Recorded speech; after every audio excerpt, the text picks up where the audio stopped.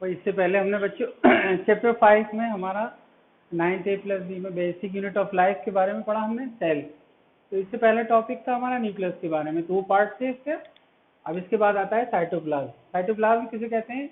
It consist of fluid content and cell organelle, यानी वो part cell का जिसके अंदर जो है लिक्विड मटेरियल पाया जाता है, उसको कहते हैं हम साइटोप्लाज्म। उसके बाद है हमारा एंडोप्लाज्मिक रेटिकुलम।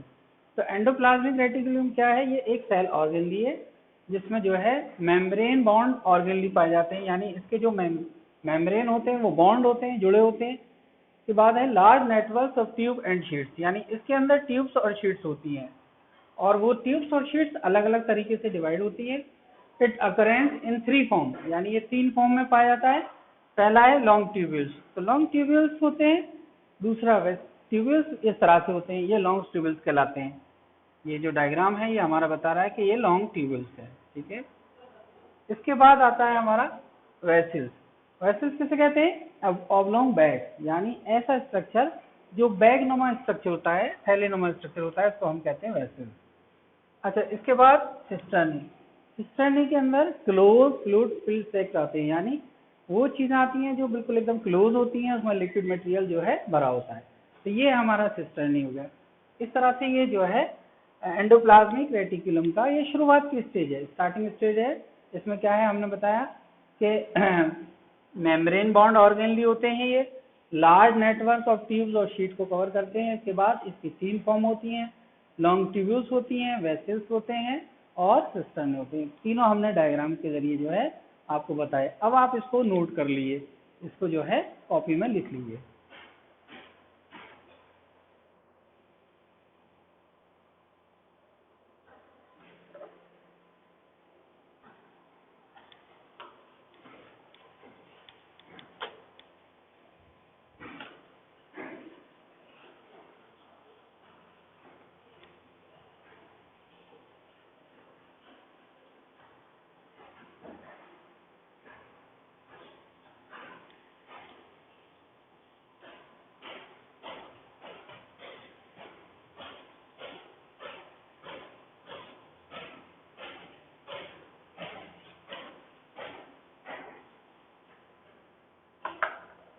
अब हम इसके अटैचमेंट के बारे में पढ़ेंगे कि इसका अटैचमेंट किस तरह से होता है, हाउ दिस अटैच।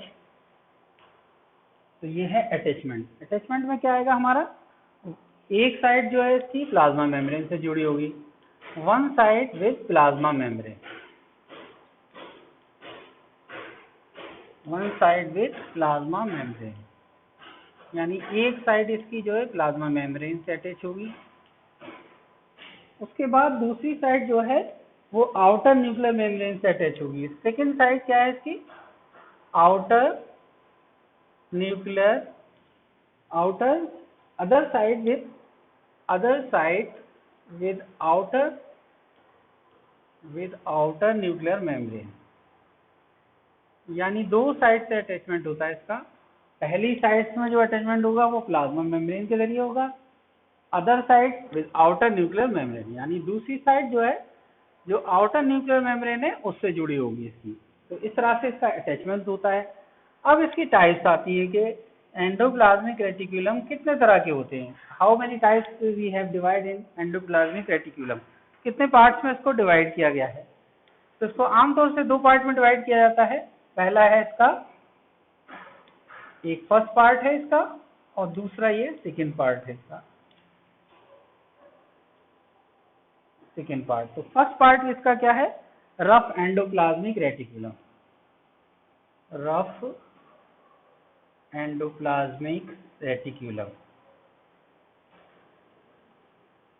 रेटिकुलम, इसको हम RER भी कहते हैं। इसके बाद आता है smooth endoplasmic reticulum, smooth endoplasmic reticulum. तो 2 तरह के जो है एंडोप्लाज्मिक रेटिकुलम हो गए, एक रफ हो गया, दूसरा हमारा हो गया स्मूथ एंडोप्लाज्मिक रेटिकुलम। अब रफ एंडोप्लाज्मिक रेटिकुलम के बारे में हम पढ़ेंगे कि रफ एंडोप्लाज्मिक रेटिकुलम क्या होता है। पहला है हमारा रफ एंडोप्लाज्मिक रेटिकुलम। तो रफ एंडोप्लाज्मिक रेटिकुलम क्या होते हैं?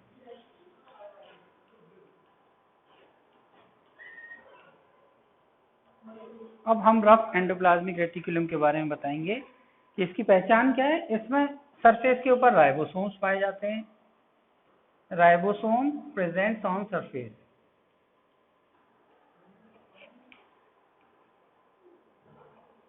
Ribosomes present on surface. तो राइबोसोम्स का आमतौर से काम ये होता है कि प्रोटीन का बनाने का काम करते हैं।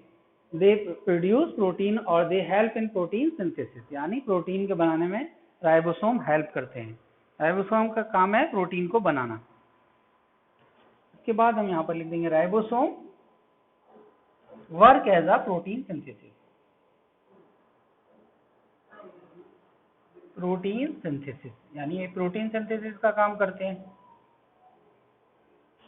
तो ये इसकी पहचान होती है कि रफ और स्मूथ को हम कैसे पहचान करेंगे। तो अगर वो प्रोटीन सिंथेसिस का साइड्स है तो ये क्या कहलाएगी? राइबोसोम्स। और जहां राइबोसोम्स प्रेजेंट होंगे उस एंडोप्लाज्मिक रेटिकुलम पोर्शन को हम क्या कहेंगे? Rough endoplasmic reticulum. इसीलिए ये जो है हमें रफ नजर आता है, therefore appear rough, appear rough.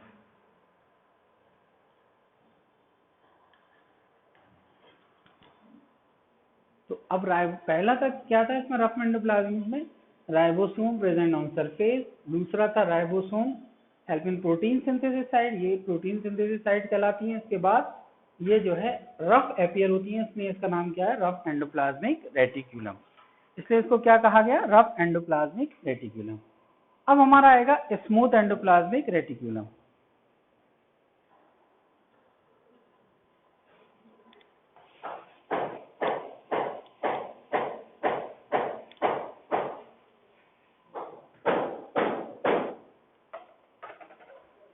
अब इसके बाद हम यहाँ पर स्मूथ एंडोप्लाज्मिक रेटिकुलम, सेकेंड है हमारा इसका part, smooth endoplasmic reticulum.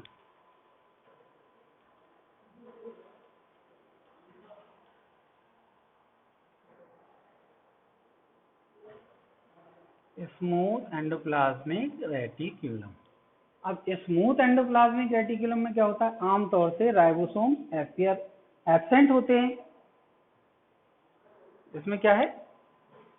Ribosomes are absent. वहां पर राइबोसोम्स पाए जा रहे थे रफ में, लेकिन इसमें राइबोसोम्स नहीं पाए जाते, राइबोसोम्स एब्सेंट। तो राइबोसोम किसमें एब्सेंट होते हैं? स्मूथ एंडोप्लाज्मिक रेटिकुलम में एब्सेंट होते हैं। इसीलिए ये सरफेस हमें क्या है? स्मूथ नजर आती है। देयरफॉर इट अपीयर्स स्मूथ, इसलिए ये हमें स्मूथ नजर आती है इसकी सरफेस। तो इसका नाम क्या है? Smooth endoplasmic reticulum. ओके। अब हम इसको जो है डायग्राम के जरिए जो है पूरा इसको जो है समझेंगे कि rough endoplasmic reticulum, smooth endoplasmic reticulum किस तरह से फॉर्म होती है।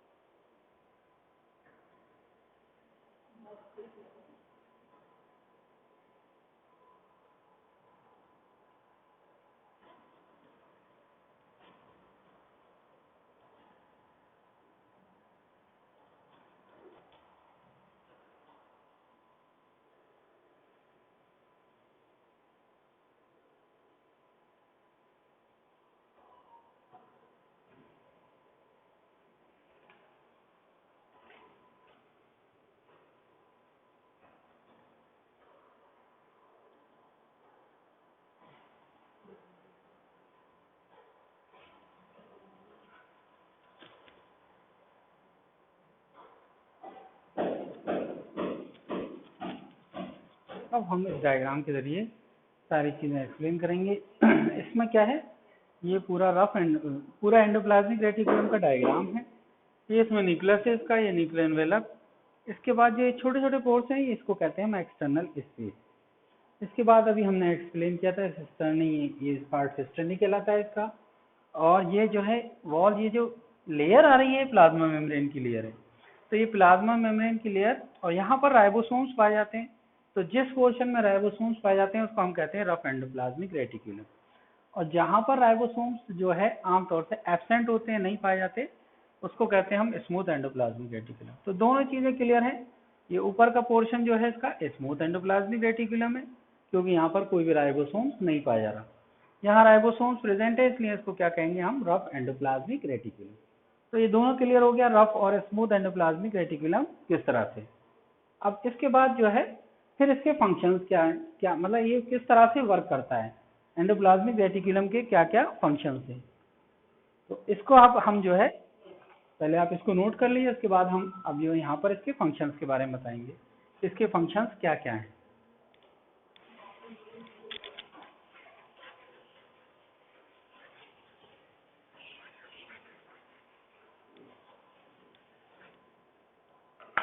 Functions of endoplasmic reticulum. तो क्या क्या फंक्शंस हैं एंडोप्लाज्मिक रेटिकुलम के। Functions of endoplasmic reticulum.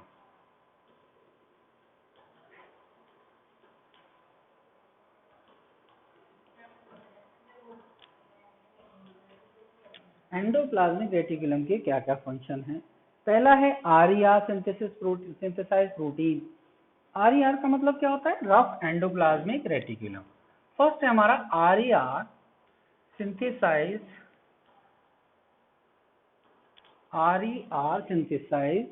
Protein, यानी रफ एंडोप्लाज्मिक रेटिकुलम जो होते हैं आमतौर से प्रोटीन के बनाने का काम करते हैं।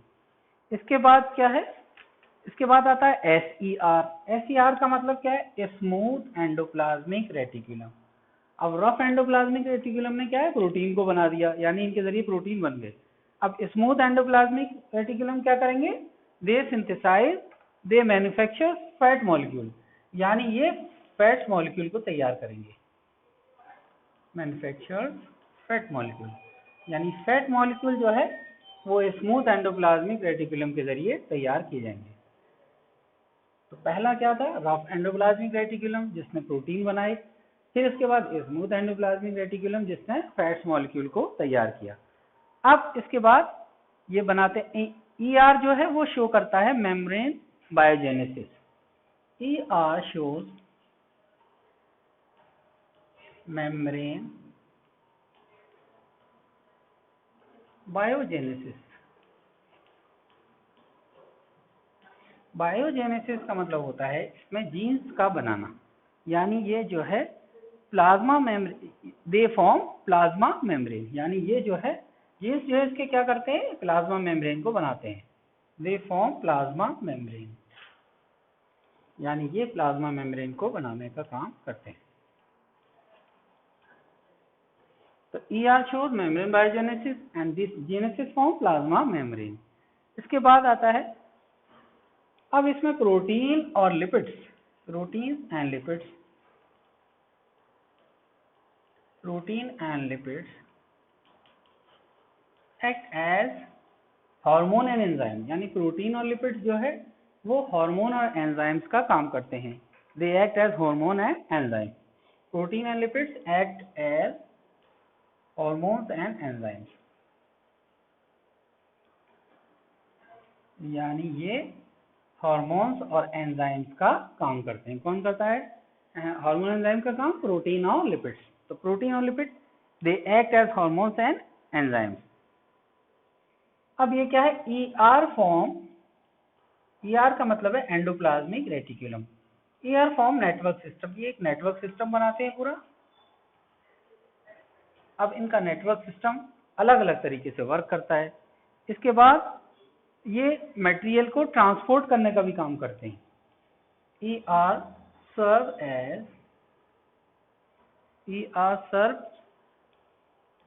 channel for transport of material.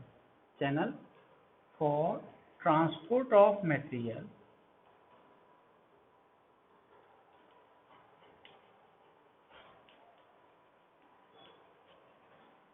ER जो है ट्रांसपोर्ट ऑफ मटेरियल, मटेरियल के ट्रांसपोर्ट करने का काम करते हैं। किस किस के बीच में? साइटोप्लाज्म और न्यूक्लियस के बीच में, बिटवीन साइटोप्लाज्म एंड न्यूक्लियस।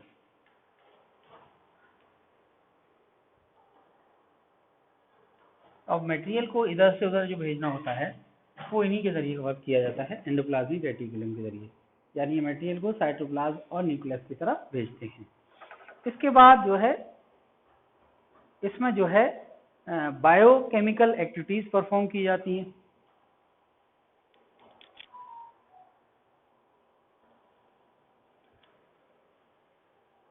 तब आपने ये लिख लिया होगा, इसको हम रब कर देते हैं। इसके बाद क्या है हमारा इसमें कि साइटोप्लाज्मिक फ्रेमवर्क होता है। साइटोप्लाज्मिक फ्रेमवर्क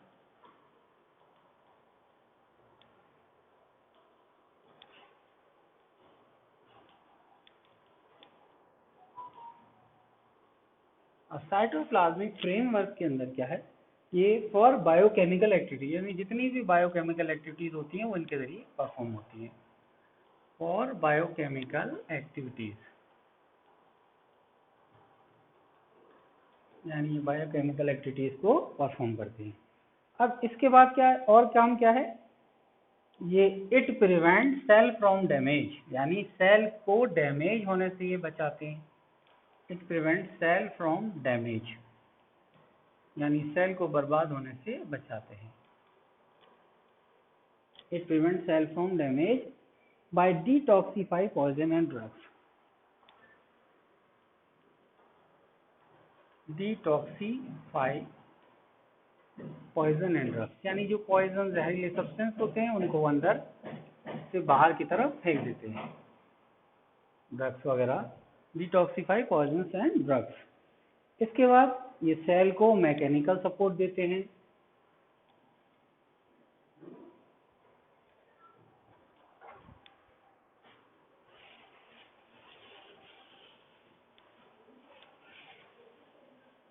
इसके बाद it provide mechanical support to the cell. It provide mechanical support to the cell, यानी सेल को ये मैकेनिकल सपोर्ट देते हैं। It provide mechanical support to the cell, यानी सेल को मैकेनिकल सपोर्ट देना किसका काम है? ये इसी का काम है, एंडोप्लाज्मिक रेटिकुलम का। अब ये है इट हेल्प इन, और किस में मदद करते हैं ये? It help in the formation of cell plate, यानी सेल की प्लेट को बनाते हैं। It help in the formation of cell plate.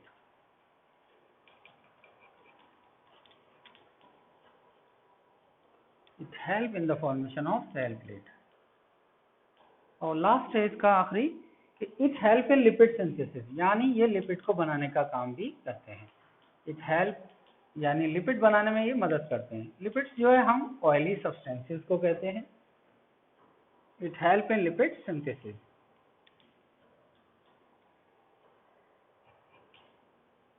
तो इस तरह से हमने पूरा ये जो है एंडोप्लाज्मिक रेटिकुलम के बारे में डिटेल से जो है डिस्कस कर लिया कि वो किस तरह से वर्क करता है, किस तरह से एंडोप्लाज्मिक रेटिकुलम क्या होता है और कैसे काम करता है। और न्यूक्लियस के बाद जो था पहले हमारा साइटोप्लाज्म बताया हमने कि साइटोप्लाज्म क्या होता है। उसके बाद क्या है हमने इसको अलग अलग पार्ट में डिवाइड किया था, रफ था और एक स्मूथ था। तो रफ में क्या था, रफ एंडोप्लाज्मिक रेटिकुलम, एक तो पोर्शन होता उसका कि उसके अंदर जो है राइबोसोम प्रेजेंट थे, तो जिसमें राइबोसोम एब्सेंट थे वो पोर्शन हमारा था स्मूथ एंडोप्लाज्मिक रेटिकुलम, डायग्राम में दिखाया, और जिसमें राइबोसोम्स पाए जाते हैं उसको हमने कहा था रफ एंडोप्लाज्मिक रेटिकुलम। और इसके बाद फिर सिस्टर्नी और ये ट्यूब्यूल्स वगैरह बताए हमने। तो ये पूरा टॉपिक आज का हमारा कंप्लीट हो गया। क्या हुआ?